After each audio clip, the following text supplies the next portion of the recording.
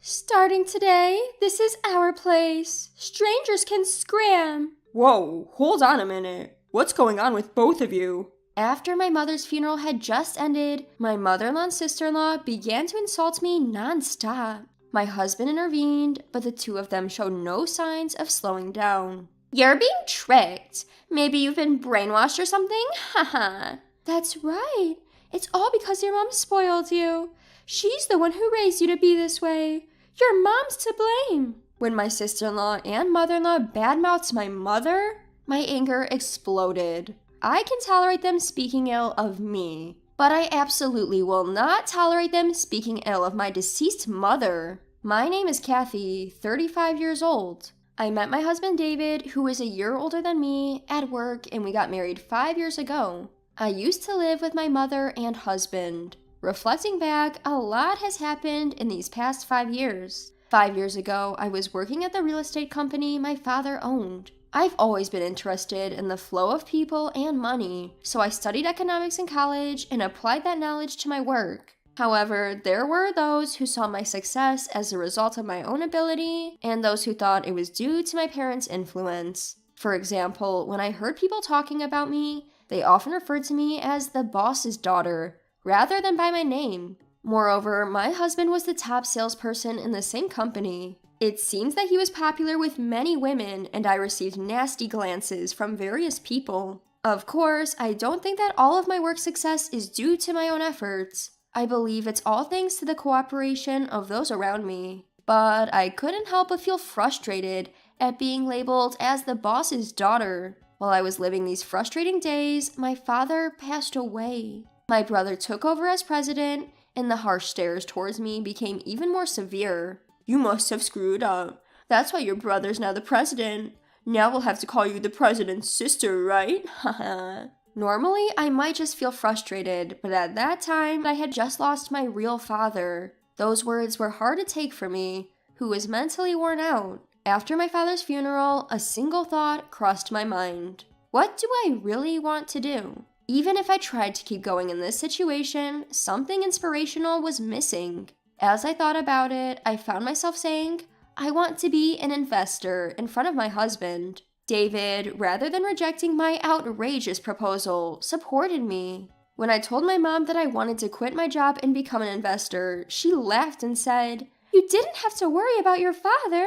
You should have done what you loved from the start. Despite my father's recent death, this might seem outrageous. Before talking to my mother, I was always thinking about the negatives. But looking at my mother smile, I began to feel that the opinions of others didn't matter. While dealing with the funeral, settling the estate, moving, and other busy tasks, I started as an investor. Of course, not everything went smoothly from the beginning, but my calm and cheerful husband and mother encouraged me every step of the way.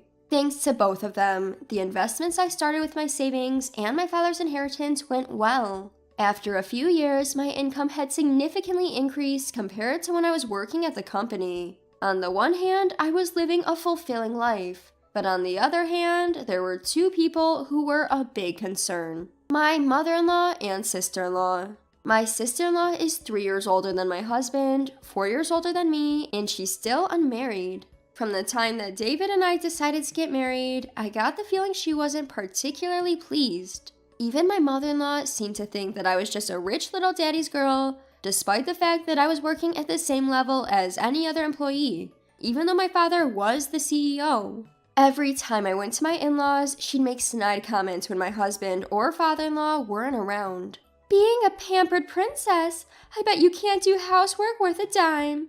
It's a woman's job to do the chores. Please don't make David do it. Mother-in-law, my own mother taught me a lot, so I can handle things on my own. But since I'm also working, David and I help each other out. It was his idea, actually. But there was no way my mother-in-law would accept that. Even my sister-in-law was often aggravated in my presence, saying things like, It's absurd that a woman who makes her husband do housework can get married. My relationship with my mother-in-law and sister-in-law only got worse when my father-in-law passed away. It must be nice, huh? Living off David's money and slacking off at home? I have to put up with so much because my husband's gone. Why is it that you get to live so freely, Kathy? Mother-in-law, as I've told you before, I make a living as an investor. I'm not slacking off at all. In fact, I have less free time than when I was working a regular job. If you're really making a living, at least give me an allowance. You can't even have kids. You're really a good-for-nothing wife. With the death of my father-in-law, my mother-in-law became more fixated on money. She seemed to resent the fact that I, whom she considered a shut-in, didn't seem to be in financial distress, despite the fact that I had become less active outside the home as I continued my work as an investor. But that didn't mean I was thinking of giving my mother-in-law money. She claimed to be putting up with a lot, but every time I went to the in-laws, there were more and more luxury items. It was clear where the money would go if I gave it to her. I loved David, who didn't doubt people and didn't do anything to be doubted himself, so I had decided not to tell him about my in-laws. There was one time, however, that I confided in my own mother. Why can't I have children? The uncertainty looming as I approached 35 and the constant questions from my mother-in-law about, when will you have a baby, got to me. Her words calling me good for nothing wouldn't leave my mind, and I ended up letting it out. But my mother just looked puzzled at my outburst. Well, I had you when I was 35, so it's okay. God will give us the right timing, I'm sure. Her words lightened my heart. Since then, even when my mother-in-law mentioned children, I was able to reassure myself children are a gift. Now, after these tumultuous 5 years, things are finally starting to calm down. Then, suddenly, my mother passed away. She had a subarachnoid hemorrhage. Losing my mother, who has always been my beacon of light, plunged me into grief. David, who had lived with me for several years, seemed to be taking it pretty hard too, though he was kind and supportive. The funeral took place before we had fully come to terms with my mother's absence. Many people came to the funeral of my mother, who had worked as an executive at the company my brother took charge of, even after my father passed away. Among them were my mother-in-law and sister-in-law. It seemed they had timed it for when David was away from his seat. There's no need for condolences, right? Without even offering condolences, they started signing the register. I was simply dumbfounded at the insensitivity of my in-laws. And yet, when David returned, my in-laws changed their demeanor in an instant. You may be going through a tough time, but Kathy's shock is probably greater. You should support her, they would say, as if they were considering my feelings. Later, when I was deeply feeling the exhaustion from the past busy few days, the doorbell rang at home. My husband, considerate as he is, answered the door to find my mother-in-law and sister-in-law. Due to David's kind nature, he thought they must have come to cheer me up. David invited the two in without any hesitation. As my mother-in-law and sister-in-law entered the living room, they glanced at me and drew an unpleasant curve on their mouths. And then they uttered words beyond my expectation. From today, this is our home. Outsiders should leave. Mom? David exclaimed in surprise. But my mother-in-law didn't stop talking. Until now, we've put up with you because your mom was here. But now, only unemployed Kathy is left. If you are parasitized by such a woman, you will be ruined. We'll live together with you, so you should divorce Kathy. What are you saying, Mom? At a time like this? And what do you mean by unemployed? I've told you many times that Kathy is an investor. When you say investor, it sounds like she has a proper job. But essentially, isn't she just playing around, buying and selling stocks? I wonder how such a woman can be a wife. You can find a much better wife. Hold on a minute. What do you mean by bad-mouthing Kathy? What do you two intend to say? Kathy earns her own money. Don't call it playing around. You're being fooled. You've been together with Kathy's mother all the time. Haven't you been brainwashed? Haha. That's right. Kathy has become like this because her mom spoiled her. I understand why David wants to defend Kathy. After all, it's her mom's fault for raising Kathy like this. When my sister-in-law and mother-in-law badmouthed my mom, my anger, which had been lethargic until a moment ago, exploded.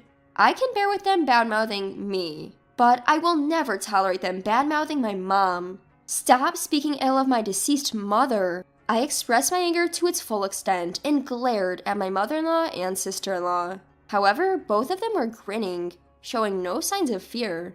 Okay, I get it. You don't like us speaking ill of your mom, huh? Haha. Now that the mom who has always sided with you and let you be a shut-in is gone, it must be hard for you to hear the truth. I looked down to see my clenched fist trembling. In order to suppress my own outburst, I took a deep breath. And just as I was about to retort, David, not me, was the one who spoke first. Enough is enough, Mom. Don't speak ill of Kathy or my mother-in-law. Kathy is not a shut-in. She's a bona fide investor. My mother-in-law and I have been cheering for Kathy's efforts all along. If Kathy was just playing around, neither my mother-in-law nor I would have allowed it. Even my mother-in-law and sister-in-law, and certainly I, couldn't hide our surprise at the usually calm David's low voice. As for my mother-in-law, she seemed unable to digest the situation and began to hastily make excuses. Don't be so angry. Even so, the life Kathy led so far was possible because of your earnings, right? Didn't you let her live a privileged life to the point of buying such a high-rise condo? Poor David. If you live with us, we'll do all the housework. Just give us a small allowance, that's all we need. The rest is... Don't you know, Mom? David interrupted my mother-in-law's words, speaking in a flustered voice. This apartment is Kathy's. What? At David's words, my mother-in-law let out an absurd cry. Unable to hide her surprise, she started to fact-check with her eyes wide open. This apartment is Kathy's? Didn't you buy it? When did I ever say that? This apartment is a legacy from my father-in-law, and Kathy got it. That's why the title, of course, is Kathy's. Plus, we split the living expenses evenly. I don't know what you guys are thinking, but Kathy earns more than I do. What? Not only my mother-in-law, but even my sister-in-law were surprised by David's confession. No wonder. They couldn't have imagined that I was earning more than David. My mother-in-law lost her momentum at David's words and became like a corpse. Taking over for my defeated mother-in-law, my sister-in-law opened her mouth. That can't be. Investors make that much. Making more money than working for a company just by buying and selling as an individual? I don't know about other investors. It might just be that Kathy has a good sense for it. But facts are facts. And yet, how dare you belittle my precious wife? This is our home? Don't kid me. Both of you, get out now. At David's words, my sister-in-law began to panic. What? Wait a minute. We sold our house thinking we could live here from today. What? Now it was my turn, along with my husband, to let out a cry of surprise. You sold our house? Why all of a sudden? At least you could have consulted with me. We thought we could live here. Besides, we didn't have money. I quit my job thinking you would support me. So if you don't let us live here, we'll be in trouble. Hey, Mom, say something. While looking at David with pleading eyes, my sister-in-law shook her mother, who had become like a corpse. However, perhaps the shock was too great, and my mother-in-law was in a daze. My sister-in-law, who had lost her confidence, clung to me this time. Hey, Kathy, I'm sorry. I apologize. Please persuade David for me. We can't survive like this. You said you sold your house, which means you have a considerable amount of money at hand, don't you? To the clinging sister-in-law, I said coldly. At that, the sister-in-law began to flip out at me. Don't get smart. Don't talk back. Just because your investments went well, don't get carried away. Enough is enough. David raised his voice, which echoed far more than the sister-in-law's scream. Towards the sister-in-law, who closed her mouth at that voice, David directed a sharp gaze. Forget about the house. I won't even ask for my share, so just get out of here right now. Saying that, my husband practically forced his mother and sister out of the house and locked the door. For a while, we could hear the sound of the doorbell and the pounding on the door, but after a while, it became quiet. After that, according to relatives, my mother-in-law and sister-in-law seemed to have rented a cheap apartment and started living together. My in-laws' house, which was situated in a remote area, couldn't be sold for a high price, and the land was cheap too. My sister-in-law couldn't manage to get a decent job, and their money quickly ran out. Still not learning their lesson, they had tried to rely on me and David several times, but of course, we turned them away at the door. They had sold all the branded goods they owned, and now I hear they are barely making ends meet by working part-time jobs from morning till night. Meanwhile, I've been able to live freely as an investor without anyone around to make nasty comments. And next year, we're planning to add one more member to our family, just as my mother had said. I was thankful to her once again for being blessed at just the right time.